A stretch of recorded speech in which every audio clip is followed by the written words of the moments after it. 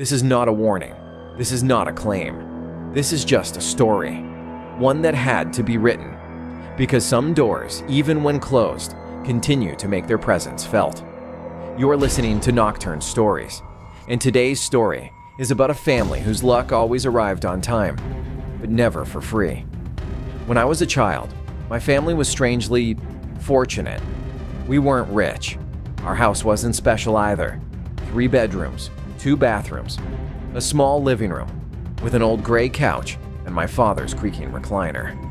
My father used to say, "This house is our real wealth." He often said that one day this house would belong either to me or to my younger brother. This is where children are raised the right way. But our luck didn't come from the house. It always arrived at the exact moment we were about to break. When we couldn't afford rent, a refund would suddenly appear from an old account.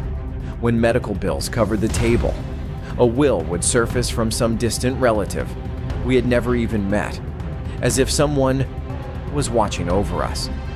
After my mother died, my father started calling it a blessing from God. But there was one thing he never talked about. The last room in the house, the guest room. We only called it the room. It was always closed, always locked, and the key was always in my father's pocket. We were taught from childhood, don't stop near that door, don't look at it, don't ask questions, as if the house itself had a rule that could never be broken. The year I turned 11, our house was robbed. We were out of town. When we returned, the house was unrecognizable. No TV, no laptop. My brother Lucas's game console was gone too. Even the microwave from the kitchen. The police came, filed a report, asked a few questions, and left. Lucas sat on the couch crying. "Everything's gone," he kept saying. "Everything." My father hugged us. His voice was too calm. "Everything will be fine." Then, after a pause, he said, "It always works out for us." That night, as I was heading to my room, I heard something. A sound coming from the room. Not a scream, not a whisper. A sound like someone was suppressing pain. My feet stopped on their own. A faint light was leaking from beneath the door. Then, silence. A while later, I heard the lock. The next morning, Lucas's scream woke me up. He was standing by the back door. His hands were shaking. "Brother, look." All of our belongings were in the yard, clean, neatly arranged, as if someone had returned them with regret. A yellow note was attached to one box, written in red ink. "We're sorry." That was all. My father picked up the note, read it, folded it, and slipped it into his pocket without a word. That day, for the first time, I realized our luck wasn't ours. It was coming at someone else's cost. A few weeks later, one night, I clearly heard someone inside the room calling my name, very softly, and the most terrifying part was, it sounded like my mother. That night, I couldn't sleep. My mother's voice, or whatever it was stuck in my head. I closed my eyes, then opened them. The ticking clock sounded far too loud. The hallway light was still on. My father often did that. He used to say, "There shouldn't be darkness in the house." I got out of bed, slowly opened the door. The house was quiet. So quiet I could hear my own breathing. I reached the hallway. The recliner was empty. The TV was off. And then I saw it. The door to the room. For the first time, it wasn't fully closed, just enough for a thin line of darkness to spill out. I stood there. My heart was racing. My mind screamed, "Go back." But my feet didn't move. I took one step closer. The floor creaked softly. At that exact moment, something shifted inside. I froze. No sound, just heavy air. Without looking, I stepped back and returned to my room. That night, I heard it again. Very close. Not my name this time. Just breathing. The next day, everything felt normal. My father made breakfast. Lucas rushed for school. The radio played the weather. No one mentioned the previous night, as if nothing had happened. But I knew something had changed. At school, I couldn't focus. That sound kept returning to my mind. Not crying, not pain, just exhausted. When I returned home, I noticed my father was already there. His car was in the driveway. That wasn't normal. Inside, the kitchen smelled strong, like something had been boiled too long. My father stood at the sink, his back to me. "You're home early," I said. He took a moment before answering. "Yes," he said. "Some work." His voice was heavy. I noticed. His hands were trembling, slightly, but unmistakably. He turned off the faucet, wiped his hands, and walked toward the living room without looking at me.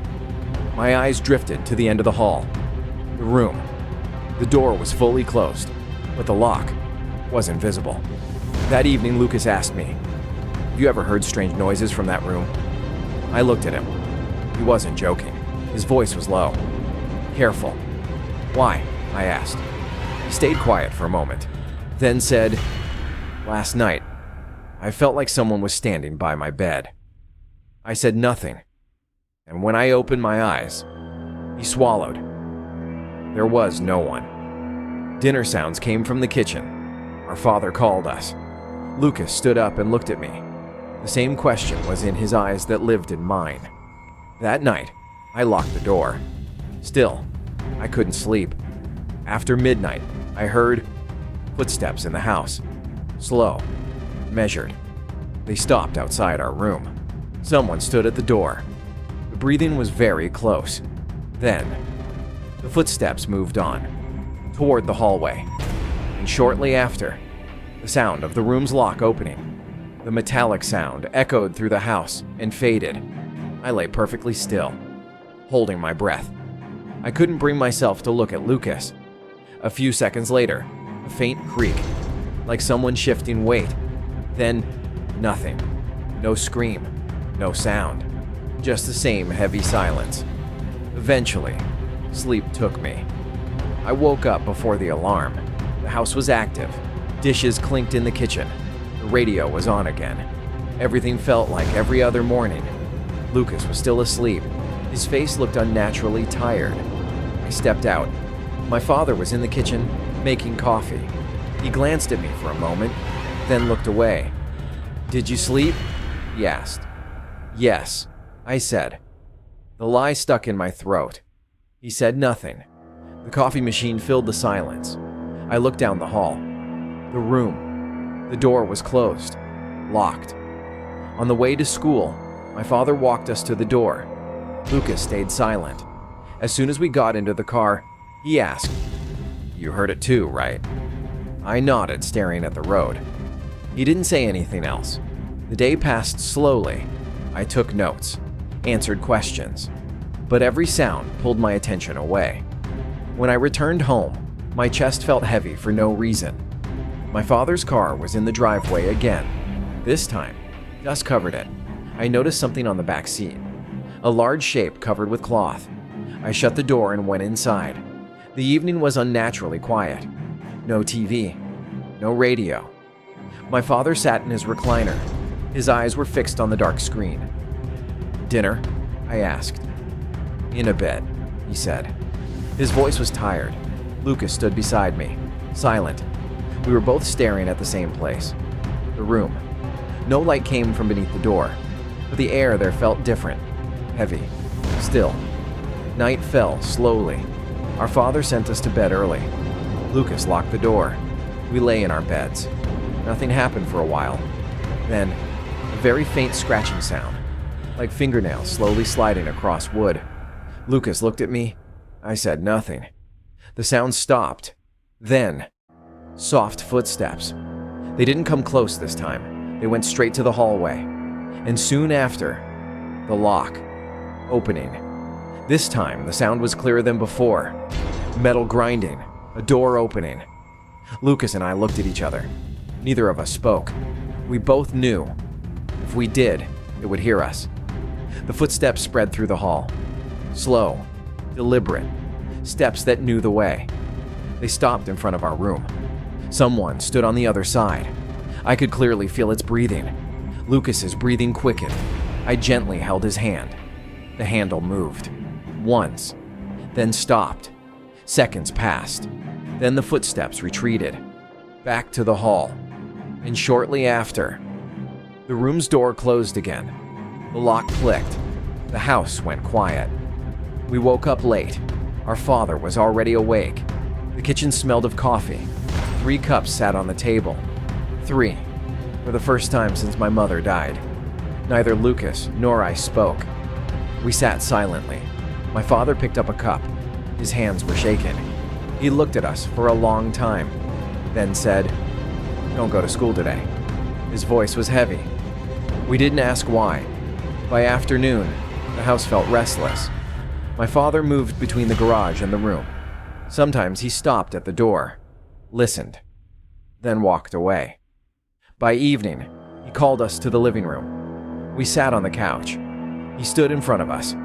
For the first time, his face held fear, not exhaustion. He took a deep breath. "There are things you both need to know." Lucas moved closer to me. My father said, "Our luck was never free." That was all. He turned and walked toward the room. We watched. He took out the key, opened the door. Inside, darkness, deep darkness. He stepped inside. The door closed softly. It wasn't locked. We sat there for a long time. Time passed. The house felt like it was breathing. And then, a sound. Not a scream. Not pain. Just a long, tired breath. Then nothing. After a while, the door opened. My father stepped out. His clothes were fine. His face was pale. He looked at us. And for the first time, there were tears in his eyes. "Everything's okay now," he said.